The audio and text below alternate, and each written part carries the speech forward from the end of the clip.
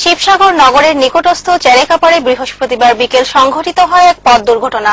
উল্লেখ্য যে দুর্ঘটনায় শিবসাগর নগর থেকে নাজিরা অভিমুখী ওএনজিসির শীর্ষ অধিকারীর গাড়ির ধাক্কায় বিপরীত দিক থেকে মোটরসাইকেলে আসতে থাকা একজন ছাত্রের মৃত্যু হয়।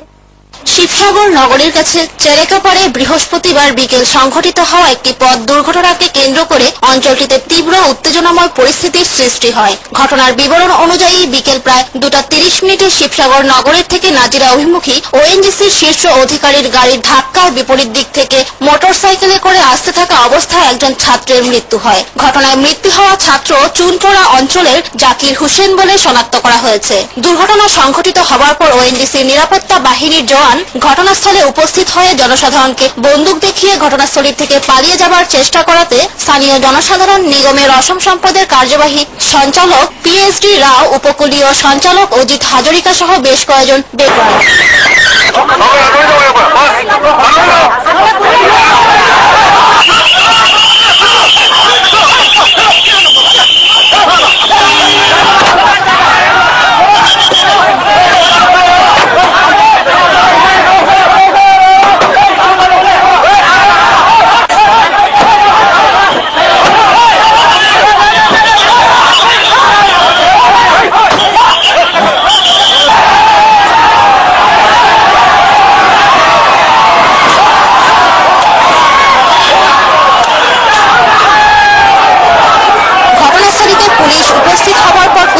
জনসাধারণের উপর লাঠিচালনা করে পরিস্থিতি নিয়ন্ত্রিত করার জন্য চেষ্টা চালায়।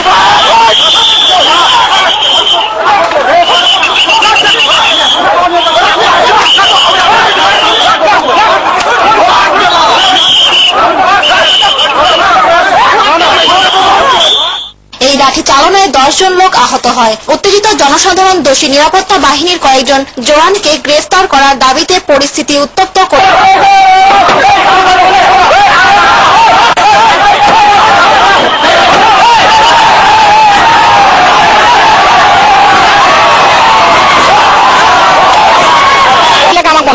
তিনিগৰাকী মানুহক শ্বুট কৰিবৰ কাৰণে তেখেতে অৰ্ডাৰ দিছে, অৰ্ডাৰ দিছে।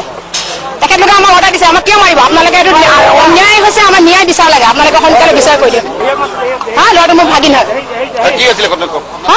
ঘটনা একো নাই, আমি মোৰ মানুহখিনি গোট খোৱা দেখিছো, গোট খোৱা দেখি পেলাই দৌৰ মাৰি আহিছো, দেখিছো স্পট ডেথ। আৰু তেওঁলোকে গাড়ী লৈ পলাইছে, আমাৰ পাব্লিকে ধৰিলে, তেওঁবিলাক